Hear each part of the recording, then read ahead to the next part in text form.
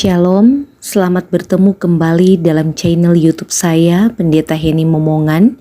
Salam sukacita dan damai sejahtera bagi kita semua. Saudara-saudaraku, mari kita akan merenungkan kebenaran firman Tuhan. Sebelum itu mari kita satu dalam doa, kita berdoa. Allah Bapa kami di dalam sorga, pada saat ini kami siap untuk menerima kebenaran firman-Mu. Kuatkan dan teguhkanlah kami.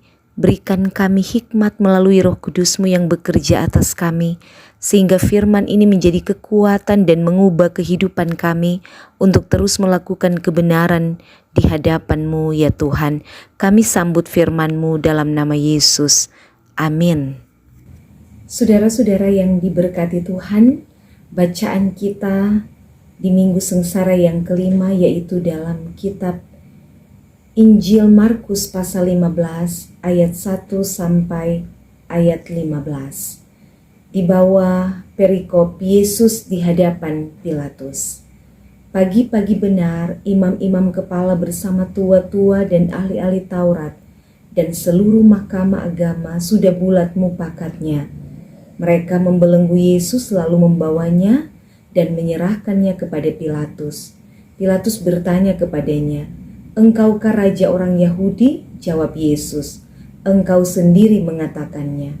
Lalu imam-imam kepala mengajukan banyak tuduhan terhadap dia.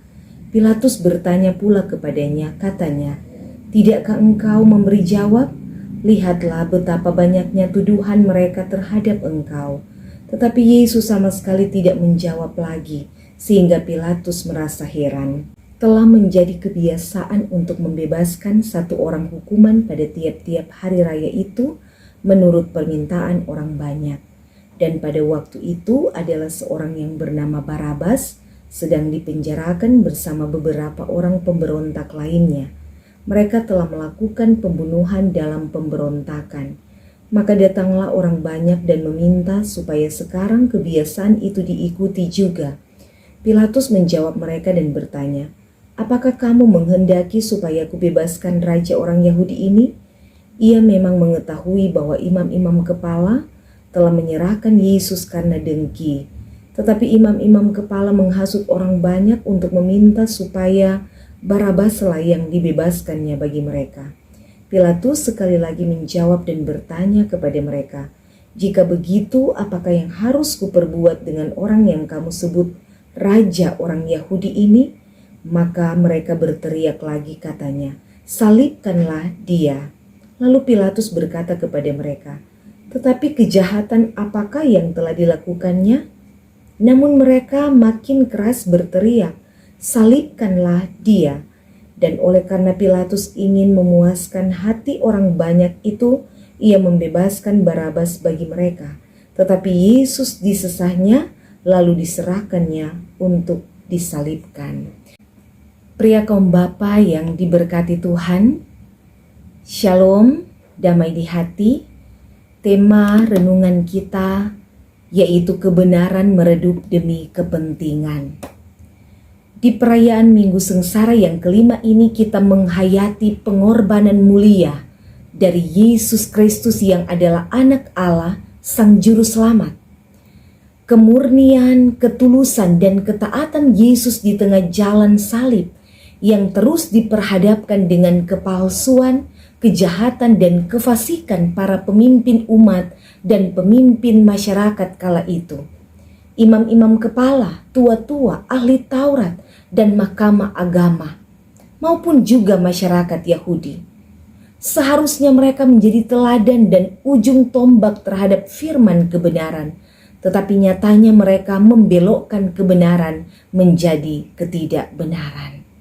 Nah, saudaraku yang diberkati Tuhan, bacaan kita dalam Injil Markus 15 ayat 1 sampai 15 ini merupakan bagian dari proses penyerahan dan penderitaan Tuhan Yesus.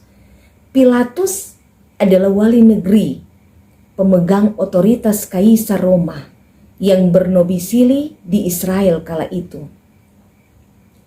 Segala keputusan mengenai politik dan pemerintahan termasuk keamanan tidak ada yang terjadi tanpa sepengetahuan Pilatus, termasuk ketika terjadi kericuhan proses penangkapan dan penyerahan Yesus yang menarik perhatian masyarakat saat itu. Pilatus memiliki kuasa atas pemerintahan saat itu. Kata-kata yang terucap dari mulutnya dianggap sebagai ucapan Kaisar Roma. Karena posisinya yang sangat strategis menuntut Pilatus tidak boleh gegabah, tidak boleh sembarangan dalam mengambil keputusan, terutama untuk keperluan pengadilan. Nah, dalam kasus proses pengadilan Tuhan Yesus, informasi yang diterimanya sangat terbatas tentang siapa Yesus dan sepak terjang dari Yesus sendiri. Di saat dia memberikan kesempatan kepada Yesus untuk membela diri, di mana proses membela diri adalah hal yang lumrah terjadi pada proses persidangan, dia menjadi heran karena Yesus tidak menggunakan kesempatan itu untuk membela diri, tetapi mengambil sikap diam 1000 bahasa. Karena desakan orang banyak yang telah dihasut oleh imam-imam kepala dan tua-tua, maka Pilatus akhirnya mengambil keputusan untuk menyerahkan Yesus kepada kehendak rakyat saat itu. Nah, dalam Injil Matius diceritakan bahwa sebenarnya Pilatus telah mendapat peringatan dari istrinya yang gelisah karena menderita batin saat mengalami mimpi tentang Yesus. Pesan kepada suaminya cukup singkat, bahwa jangan mencampuri perkara orang benar itu. Namun apa yang dilakukan Pilatus? Ketika mulai timbul kekacauan, dia mengambil air dan membasuh tangannya di hadapan orang banyak dan berkata, "Aku tidak bersalah terhadap darah orang ini. Itu urusan kamu sendiri." Politik cuci tangan dalam tanda kutip adalah keputusan yang dianggapnya tepat agar tidak turut terlibat dalam hukuman kepada Yesus. Secara utuh kita melihat bahwa keputusan yang diambil oleh Pilatus adalah sebuah jalan yang membuka peristiwa menuju penebusan Kristus bagi manusia. Yesus disalibkan bukan semata-mata karena keputusan Pilatus, tetapi karena keputusan Allah sendiri. Karena itulah satu-satunya jalan untuk menyelamatkan manusia dari dosa-dosa. Tetapi peristiwa Pilatus juga dapat menjadi pelajaran bagi kita. Karena sering kita juga pada beberapa peristiwa memiliki posisi yang sama seperti Pilatus, di mana keputusan penting ada di tangan kita. Nah, saudaraku yang diberkati Tuhan, dari kisah pengadilan Yesus ini kita dapat memahami bahwa pertama, ketidakmampuan atau ketidakberanian untuk mengambil keputusan yang benar akan membuat kita mengambil satu tindakan yang keliru atau tindakan yang salah. Pilatus memiliki wewenang sekaligus kewajiban saat itu untuk mengadili Yesus. Tetapi karena takut terhadap situasi yang mengarah kepada kerusuhan yang akan memperburuk citranya di hadapan Kaisar, dia menolak mengambil keputusan yang benar. Hal yang kedua adalah jangan lari dari masalah. Masalah adalah hal yang harus diselesaikan, bukan ditunda atau dihindari. Cuci tangan menurut Pilatus adalah simbol ketidakterlibatannya akan hukuman Yesus. Tetapi hal itu dipandang sebagai tindakan seorang pengecut yang lari dari tanggung jawab dan melimpahkannya kepada orang lain. Pilatus menyangka ketika adegan cuci tangan dia lakukan, maka dirinya telah terbebas dari dilema pengadilan saat itu, karena beban itu telah dipikul rakyat yang menuntut Yesus untuk disalibkan. Tetapi rasa bersalah yang menyesakkan dada tentu membayanginya seumur hidup. Pria kaum bapa yang diberkati Tuhan, menjadi pertanyaan bagi kita sekarang ini. Dapatkah kita berani menyatakan kebenaran di tengah ketidakbenaran? Kalau kita tidak bisa dengan berani menyuarakan kebenaran, setidaknya jangan membiarkan api kebencian merusak hati kita. Membunuh sesama termasuk membunuh karakter seseorang yang adalah saudara kita sendiri, sahabat kita, rekan kerja, rekan sepelayanan.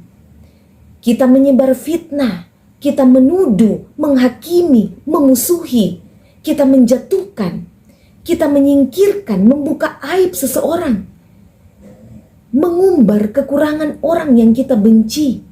Itulah yang disebut pembunuhan karakter.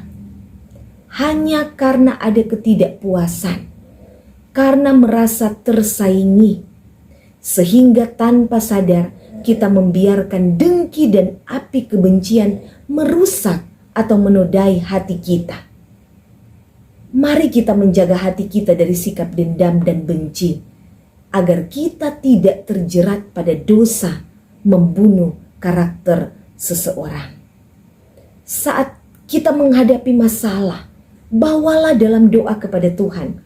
Jangan kita lari dari masalah atau sebaliknya, kita mempersalahkan orang lain, melimpahkan kesalahan kepada orang lain, menyudutkan orang lain, merusak nama baik orang lain, supaya kita dianggap seakan-akan tidak bersalah, orang lain yang salah.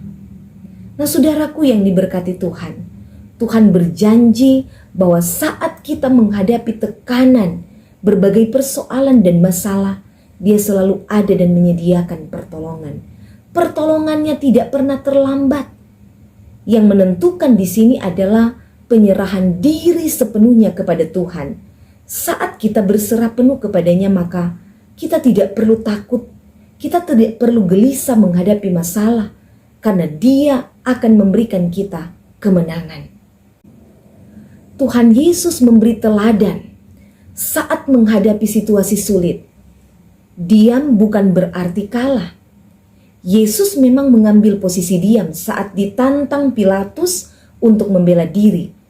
Karena Dia tidak perlu membela diri di hadapan manusia. Tidak ada pengadilan apapun di bumi yang sanggup untuk mengadili Dia yang empunya kehidupan. Ketika Yesus diam menghadapi tuntutan dan teriakan rakyat, Dia justru telah menang karena terbukti rakyat yang telah kalah karena tidak bisa membuktikan kesalahan Yesus. Diam adalah jalan menuju karya penebusan sekaligus karya keselamatan bagi manusia. Sehingga sikap diam Yesus bukanlah ciri dari kekalahan, melainkan sebuah kemenangan mutlak atas ketidakadilan, kepalsuan, kefasikan, kedengkian, dan kepentingan pribadi. Saudaraku yang diberkati Tuhan, janganlah kita mengabaikan nurani kebenaran yang diyakini dan mengorbankan orang lain yang tidak bersalah.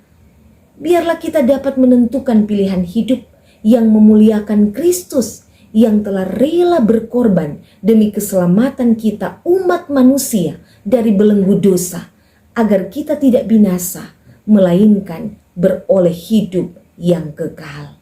Tuhan Yesus memberkati kita semua. Amin. Mari kita berdoa. Bapa di surga, kami sudah mendengar firman. Roh Kudus-Mu menuntun kami untuk hidup dalam kebenaran, menghidupi firman-Mu. Sehingga kami bukan hanya menjadi pendengar firman, melainkan menjadi pelaku-pelaku firman yang setia. Berkati kami semua ya Tuhan, terlebih khusus pria kaum bapa. Sebagai imam dalam keluarga, Tuhan senantiasa menyertai dalam segala aktivitas, tugas, dan tanggung jawab yang Tuhan percayakan. Menjadi pemimpin yang bijaksana, pemimpin yang selalu hidup takut akan Tuhan, penuh hikmat, serta hidup dalam kebenaran. Kami mengucap syukur dan berterima kasih kepadamu ya Tuhan, dalam nama Yesus Kristus. Amin. Demikian saudara-saudara, kita telah merenungkan kebenaran firman Tuhan. Tetap semangat, andalkan Tuhan dalam menjalani kehidupan ini, dan setialah mendengar firman. Tuhan Yesus memberkati kita semua. Shalom, damai di hati.